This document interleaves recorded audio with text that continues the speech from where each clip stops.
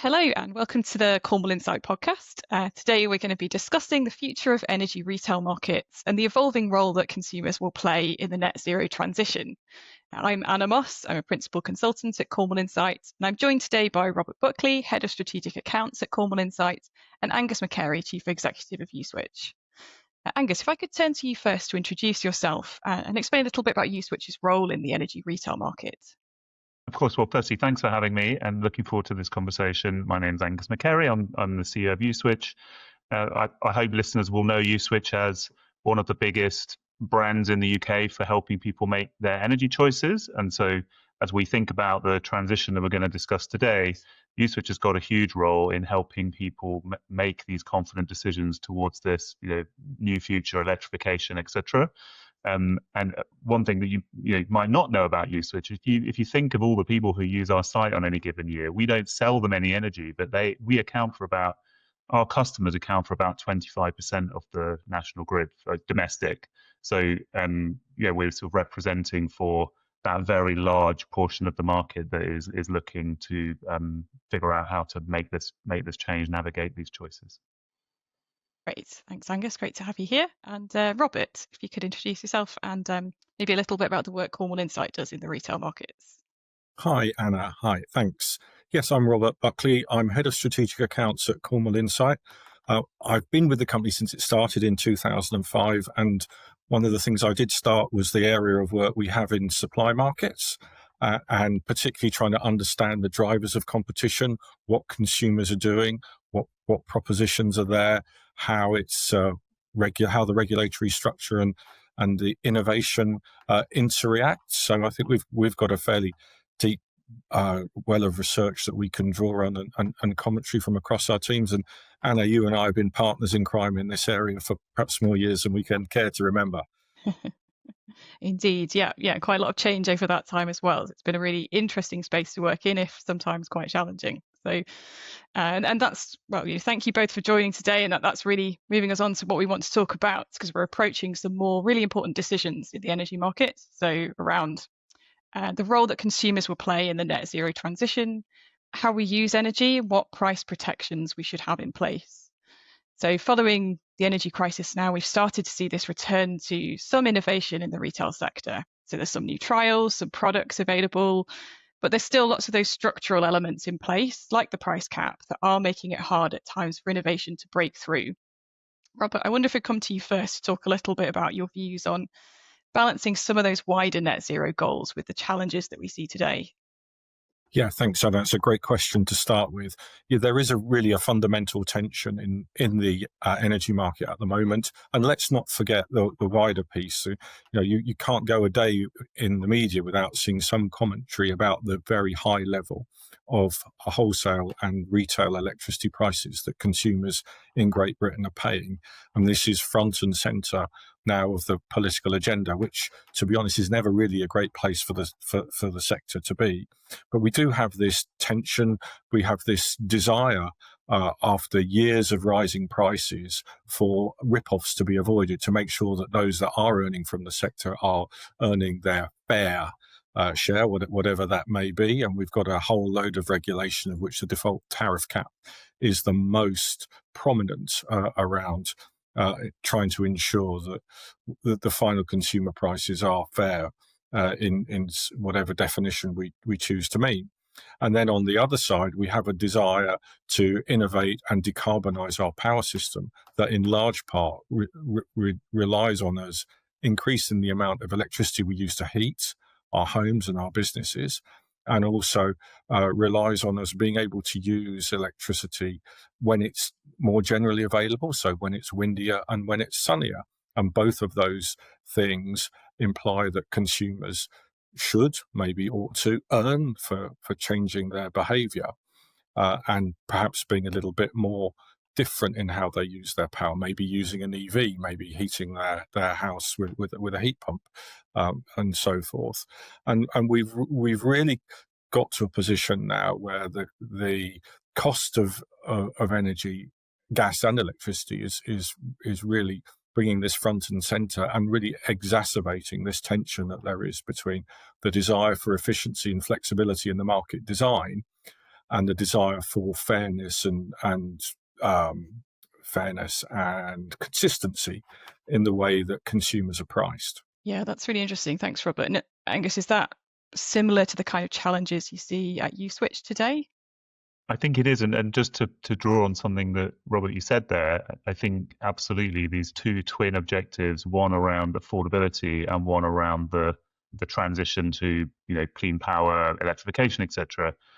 And when we talk to consumers about what's required for them to make the changes that we're talking about here, it's very clear that these things are really seen as one thing, not as two. And that for the vast majority of people, it is the affordability of the future energy bill that is by far the most important thing. Not to say that there isn't obviously a group of consumers who are much more environmentally motivated, but we've seen this time and time again in other transitions that have happened in our in modern society. If you take recycling in the 1990s, it didn't really start to become a household behavior until it was more, what's in it for me rather than what's in it for the wider greater good. So I think that one of the keys to getting from, the early adopter, like early bit of the market adoption curve into the mass market is cracking this affordability problem for consumers. And so the way we think about that at Uswitch is that we need to stop asking people to care about clean power and put much more emphasis as an industry towards how to genuinely bring the bill down. The great news is that the transition to clean power is by far the best way to bring that bill down structurally, breaking the dependence on global gas, etc. But the reality is most consumers don't understand that connection. And so they see them as two things when really they need to understand them as one. And that's a role that we need to play as Uswitch, but I think that's a collective responsibility to sort of get to that value equation for a mass market consumer. And it's perhaps still seen as quite a complex area to engage with on the consumer side. I think in that sense, maybe it'd be helpful if we talk about some of those big data programs that are intended to support the transition. So we've got smart meters, market-wide half-hourly settlement, other industry programs that are sitting around this issue that should help us move towards more affordable power across the system. So they're also really designed to bring more data into the system, enable smarter, more responsive energy use. And really that access to data is going to be crucial in terms of creating the new propositions, new products, generating higher levels of competition, as you say, ultimately driving down prices. Robert, again, I wonder if you could just maybe outline where are we today in terms of that data access in enabling us to kind of achieve those goals? Yeah, absolutely, Anna. I think when I'll run through a few statistics in a minute. It wouldn't be the same without a few stats from Cornwall, would it? But I think what they show is the enormity of the challenge that we face in delivering this kind of innovation if everybody is to proceed at the same pace, and that everybody proceeding at the same pace gets back to that tension that I spoke about earlier between the desire for consistency and standardization in pricing and the desire to have innovation and new behaviors from the consumer side. So just very rough shorthand, there are about 55, 60 million meters attaching to households for electricity and gas in Great Britain. About 40 million of those are now smart. So we're about 2/3 of the way there. And depending on who you track, the significant majority of those are operating in smart mode. Now, what's not yet happening is that the vast majority of the data from those meters is not being used to clear the wholesale market. It's being used for suppliers to bill customers, but it is not being used to clear the wholesale market, so to show effectively what the supplier is buying as opposed to what they are selling. Now, it's important that that data is used on the buy side as well as the sell side, because that enables the suppliers to buy and bring in new types of technology proposition, and particularly to draw customers into this world. Now, it is possible in the market, and it's a bit more than a niche. That it is possible to have this done on a voluntary basis at the moment, but we don't have it at scale. And so we have a significant majority of customers who 15 years on from the start of the smart metering program don't have smart meters, and we've never really been in a position to use the data that the smart meters can harness for what was the real intended purpose, which was to make the wholesale market function with a much more effective buy side, the suppliers buying on behalf of customers. And we will hopefully resolve market-wide half-hourly settlement within the next several months. And we will be able to move to this world of larger scale, more sophisticated clearance of the market. But and we've taken an awful long time in getting there, and an awful lot of people have lost an awful lot of money on the basis that we get there sooner than we have. And I think we'll come to the history in a little bit, but I think that's an important point to bear in mind when we talk about these large-scale policy programs not delivering on time. So we're not quite there yet in terms of having those kind of propositions at scale. No. Angus, I imagine that also impacts the kind of consumer ability to engage in energy as well. That's absolutely right. So I think Robert explained really clearly there the value of the smart meter data towards the wholesale market and unlocking that with market-wide half-hourly settlement. Completely agree. And then if we think about it from almost more the pure consumer lens of the bit of this that they would see and understand most directly, essentially for most people who have a smart meter today, they would perceive that the only real role that it plays is to add up their bill.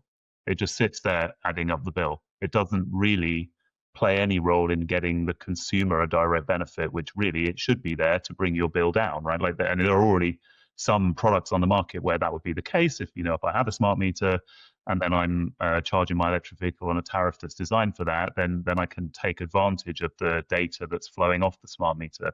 And so I think, notwithstanding that to achieve this whole transition, of course, we need smart meters in all, on all meter points. But we've already got, a decent mass to work with. And I think what we haven't yet really seen is that innovation that unlocks the power of that data for a consumer who's already got that smart meter in place. So I think, there are some good examples. I think actually even like we at Uswitch, we've been driving a particular version of this. So in the Uswitch app now, you can connect your smart meter to a service we call UTrack. So, the idea is it'll keep an eye on your energy bill for you using the live data. We've got about 500,000 users of that product already. And within that, if you connect your smart meter, you can, you'll get insights and tips on how to bring your bill down. You can also earn money if you move your consumption to, a sort of a healthier profile, if you like. So, that's an example of something that we're doing, but I think really that's an illustration of this huge unlocking that needs to happen around the smart meter data itself, and that it shouldn't just be there to add up the bill for the retailer you currently buy your energy from. It should be a vehicle for all of this innovation that's required to bring bills down and manage the clean power transition. Yeah, there's obviously definitely examples of the benefits we see today from smart meters, but there's so much more potential there that I think we're saying we could unlock with that quite significant take up at the moment and the data that it pulls through. So we mentioned at the start actually that we'd seen some innovation already. Robert, what kind of thing are we tracking in our teams at Cornwall, and is that what you expected to be seeing in 2025? I'll take the second part first. No, not when we rolled out smart metering in 2010. And as Angus says, it's a very, very expensive way of avoiding people trotting around the country in vans to read meters. And that's where it sits in the most part at the moment. We've been doing so. We are one of our key areas is research into the retail market and different propositions and so forth. And we've recently finished some work that says that there are about 600,000, maybe a little bit more than 600,000 households on EV or similar tariffs out of that 30 million household figure that I mentioned right at the start. So it's a start and it's growing, and you can certainly see that there's a lot of dynamism in the market. There's a dozen or 15 or so suppliers out there with EV or flexible style or heat pump style tariffs at the moment. In terms of those 600,000 or so households, 90% of them are with 3 suppliers, and you'd probably guess the 3 of them straight off if I asked you. I'll tell you, as this is a recorded podcast, it's Octopus, British Gas, and E.ON, and actually a significant majority are with just one of those suppliers. So it's there, it's developing. The market can deliver it at this level, but it now needs to go a lot more beyond that. And actually, the market needs to give confidence to consumers, many of whom are skeptical of surge pricing, or this being a vehicle to stop them from using energy when it is most valuable to them. There's been a lot of research about the voluntary self disconnection that prepayment meters have caused that over the years. So I think there is a lot of nervousness in many customers that this going too far too fast will leave them with a reduction in their comfort and convenience. You mentioned kind of EV users, Robert, and I think maybe it's sometimes easy to kind of look at those tariffs and assume, well, obviously there's, it's a niche part of the market. It's aimed at people, who have been able to afford to purchase EVs, or they've got them on lease or something. But, reasonably, you have to start somewhere, don't you? And it's a good place to start. If you have more EV owners at the moment, the development of those kinds of tariffs in that space will start to develop the kinds of propositions and the learnings from those that might feed through into other services in the future. Yeah, and particularly on the industry side, you hope it would encourage people to invest in propositions and the ability to support those propositions, which will enable innovation and new services that will draw more people in. So we move on from the early adopter stage where we still are, really. Yeah, and if I can chip in a little bit on EV tariffs as well, and I agree with everything you said, Robert, and that stat of the 600 or 1,000 or so who have chosen an EV or similar tariff is, that's a number, isn't it? Like that's some. But I think if you flip it round, even amongst people who own an EV and charge it at home, I think the vast majority, or a significant portion, I haven't got the exact number in front of me, of those customers are still on an SVT. They're still on the default price cap tariff. I think 20% of them don't even have a smart meter.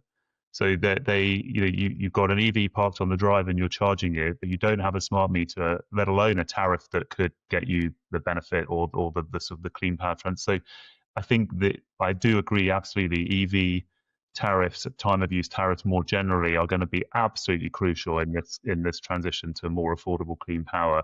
But there are as many examples of things we haven't quite got right yet as there are, sort of reasons to be optimistic about it. I think, an obvious and really important thing from a consumer point of view on this is that when you go to market to try to figure out which of those tariffs is the right one for you, that comparison activity is tremendously complicated, more complicated than the traditional comparison.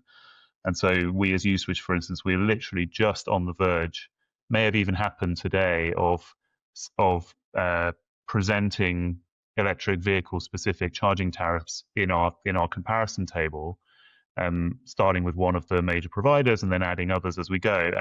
But what's been fascinating is that the consumer buying journey for those products is tremendously complicated. So in order to buy an electric, come to an energy retailer as a new customer, new to brand, and go straight to an electric vehicle tariff, it's a sort of 2-week process. There's a question about which prices you'll actually get when you actually go live, because you've got to connect to the smart meter and go all the way through.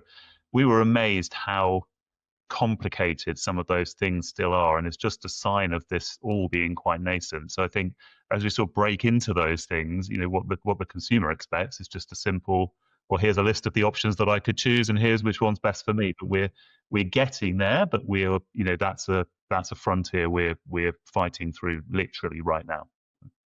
Yeah, that's really interesting, because I think it's definitely something we've tracked at Cornwall as well, is trying to see how accessible that is, because we do our own review of things like that, but it has been very difficult, I think, in the past, if you did want to go and make that really quick comparison, to be able to source it from something that's going to give you what you want, which is the convenience and the price elements, very quickly. So yeah, appreciate the complexity that sits behind that, and hopefully the kind of data access appreciate data access itself goes one step beyond the data being produced, but hopefully some of the progression there will filter through and start to open things up a little more.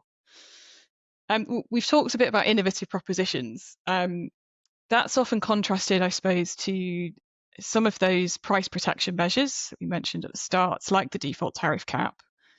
Do you think there's still a role for both in the future, both price protection and the kind of innovative time of use things we've been talking about? Angus, perhaps go to you first. Yeah, happily. So I think a simple answer is yes, we as Uswitch do believe that we need some combination of both of those things. We need the conditions in which innovation around the pricing and presentation of these tariffs can flourish and that the majority of customers can move towards those products. And let's be clear, for that to happen, really that requires consumer engagement in their energy choices, right? It like a higher level of consumer engagement in making some of these sorts of choices than we've probably had at any time in the UK energy market.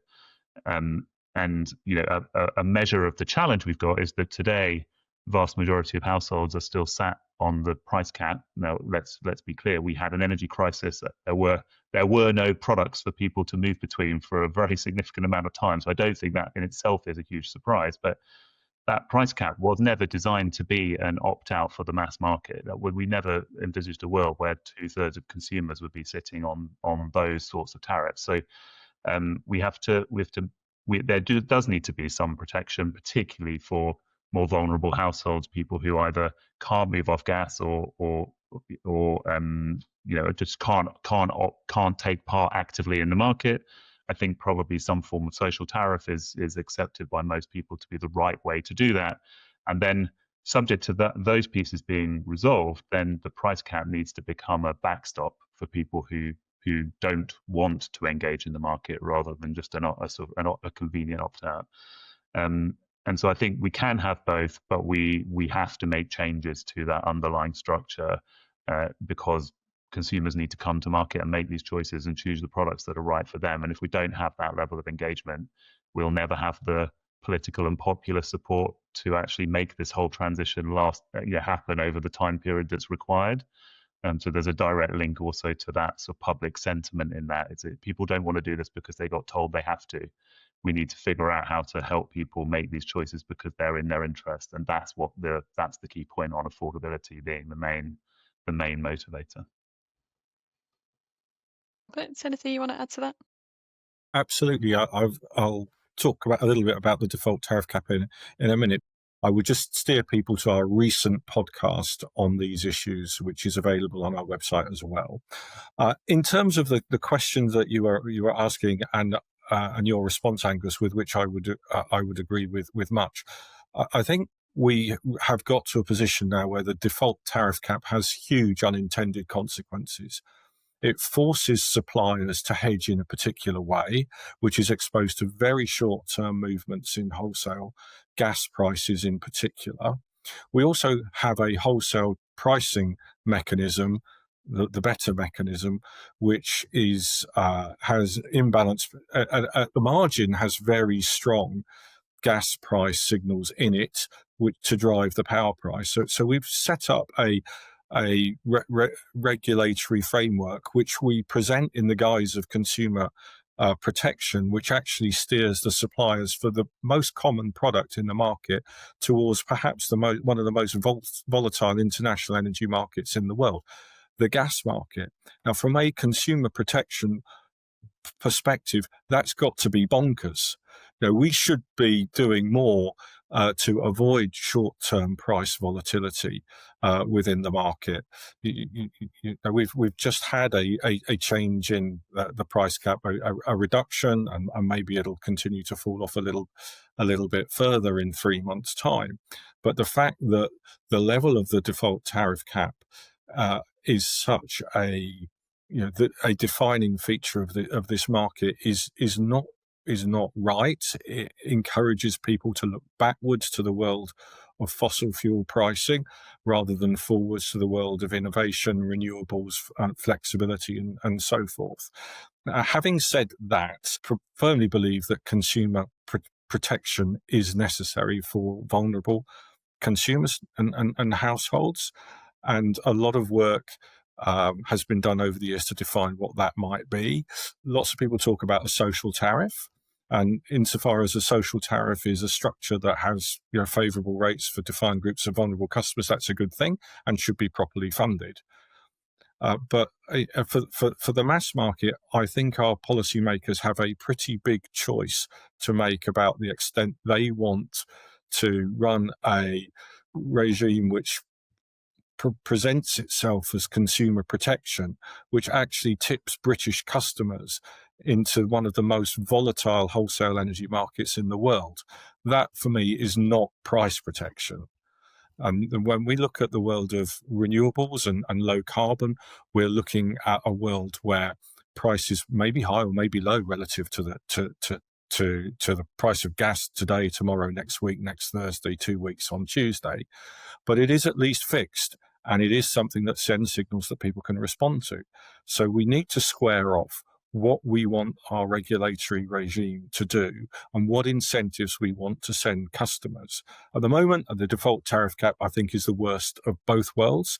It gives the illusion that it is a fair price, but it is actually a mechanism that skews the way that the whole industry works towards short-term exposure to international gas prices, which is not good for people's ability to budget or the ability of the economy to afford them, as we found out with the £50 billion bailout because Russia invaded Ukraine. Yeah, thanks, Robert. I think it feels like we've got that fairly wide acceptance that there should be some form of backstop, and that politically, still even there's it's probably quite difficult to be able to pass through fairly volatile prices, even under the cap as it is. We start talking about time of use and dynamic tariffs as well. There's obviously going to be not a full pass through. That would be very difficult in the domestic household space to consumers as well, particularly as you say, you've got the questions around fairness. We're trying to deliver social outcomes at the moment through energy supply alongside that. So the balance of those two is it is a really difficult question. I know it's one that's been talked about for a while in energy. So it seems as well there's still lots to learn from the kind of information we provide to consumers. That balance of transparency versus simplicity is really hard to get right. We've obviously struggled over the years to present green renewable tariffs in a way that's both transparent and simple, to really engage people in those kind of choices that they're making. So again, Angus, I wondered maybe if you could talk a bit about how you see intermediaries supporting some of those choices as we go forward. Yeah, absolutely. And I think in some ways, the role of if I think of Uswitch as an intermediary, our role is very similar to what our role has always been. And then in other ways, it's really different and it's changing a lot. So I think what's the same is that Uswitch has been here for 25 years to help people understand their options and fundamentally to try and help people get the best deal for them, right? So that role of trying to bring transparency, bring choice, and that is actually very similar to what's required now, but the variables into the level of complexity and things are increasing, and the right thing for one consumer looks often very different to the right thing for another. So I think, yeah, some things are similar. I think when you think about Uswitch now, though, separate from just who I choose to buy my energy from, which is always going to be a thing, and we'll always do our best to try and help consumers navigate that process. The specific other sorts of decisions and choices that I need to make, that probably does start with, do I have a smart meter or not, all the way through to how do I heat my home, Robert, some of the things you were sort of, listing out. These are really complicated choices for households to make. They often have like large costs or investments. They have indeterminate, motivations or payback, and so we've been trying very hard to get properly under the skin of what is it that motivates consumers, and therefore what's the role of us as the most trusted brand in energy retail. And we boiled it down to these four things, and very much in this order. And I've talked about a couple of them already, no surprises. So we call them the 4 C's. This is how you get mass market behavior change. The first one is cost. Basically, people will do what is in their financial interests. So marketing has to speak to the financial equation, product design and financing of all of these different options, the different types of tariffs. Cost is the people need a money motivation or will never get beyond the early adopters. So that's item one. The second one is convenience. We've seen for decades already how much difference it makes. For instance, the rise of online, the ability to choose a plan online and switch to a provider was a huge accelerator of people sort of getting comfortable to make those choices then. And that will be true today now. So if it's not a particularly convenient process for a consumer to replace their boiler, but it's an awful lot more convenient than replacing that boiler with a heat pump today. And so if you just think of what needs to change in that, basically we will do the things that we'll make the choices that are easier to make, right? We always do. That's a proven thing about human psychology. The third C is control. So we see very clearly that people want to feel like they've got these choices for themselves rather than they're doing it because they have to. So, I don't think that we should mandate smart meters roll out to the final third, because having a smart meter in your home is worth nothing if you don't engage with it or use the data to make another choice. So we've got to be really careful about not just ticking the box for the sake of it. And then the final C, and it's a distant fourth, we would say is conscience, which is, do this because it's good for the environment, it's good for the planet, green motivation. And I think that it is there. I don't want to come across as someone who doesn't believe that motivation is important. Like when I talk to ministers, the Secretary of State for Energy, quite rightly holding the importance of that environmental cause here. But, for mass market consumers, on the whole, on average, it's a distant fourth. So I think the role of intermediaries, the role of Uswitch is to execute against those 4 C's I just went through for consumers, and hence all the things we've been talking about here, the role of data, the importance of innovation, etc. But fundamentally, affordability is the nub of whether we'll get there or not, I think, or on what timing we'll get there. I really do believe we're going to get there. I don't think the pace of innovation is anything like fast enough to be confident we're there by 2030, but it's a slightly arbitrary date, isn't it? I do believe if the industry continues to work on these things at a faster pace with more urgency, we will get there. And Robert, I totally agree with you. Breaking that tie to international gas markets is one of the most concrete ways to sort of, we'll know when we'll see that when that happens, right? And that will be a massive milestone in this process. So the arbitrary 2030, then, perhaps if I pick up on that to wrap up the discussion today, Angus, if you were looking at 2030, what would success look like? Yeah, probably no surprise. I'll just speak for consumers. So how will consumers judge whether this is successful or not? Is the bill will be lower. And I don't want us to get, bills are 50% higher today than they were before the energy crisis. I don't want us to get there by luck. There is a world where the bill is lower in 2030 because, the system is fundamentally still the same, but we're just in a more benign wholesale gas pricing environment. That none of us in the energy industry want to get there that way. We want to get there through intentional collective action and innovation. And so I think if we can get to the bill is lower because a larger portion of the bill is in electrification and electricity is coming from, proportionally cleaner and more British sources, that's how I would measure success, whether it's next year or 3 years from now or 10 years from now. Roberts, 2030? Yeah, 2030. Well, hopefully British electricity is no longer the most expensive in the world on whatever measure we choose to take it, that bills have come down and that more people are beginning to see the benefits that they could choose to make from switching away from fossil heating or fossil motion for their cars. There's a big job to do to get there. And the industry is moving forwards. It's moving forwards now faster than it's ever been. There are some quite strong green shoots, as we've discussed.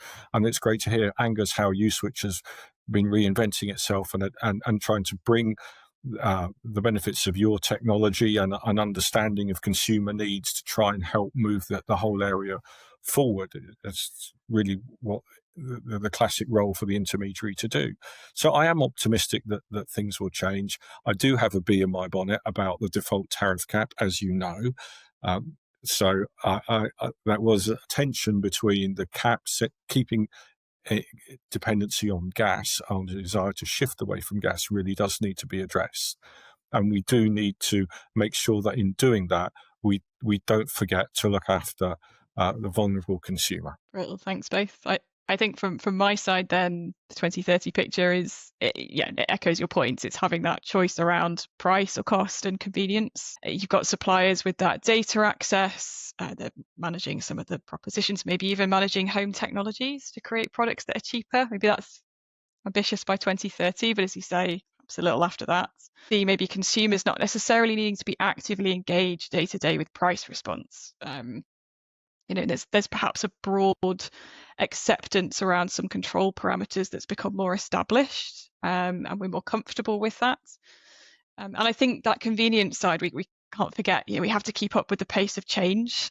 People are used to that quite easy access to setting things up, accessing information and services on your phone apps now. So there's lots of things that happen and announcements that are made, and it's seen now maybe more as business as usual, but just making sure that we are keeping pace with that as an industry is going to be really important. So yeah, ultimately we are seeing consumers starting to benefit from some of that transition rather than just paying for it.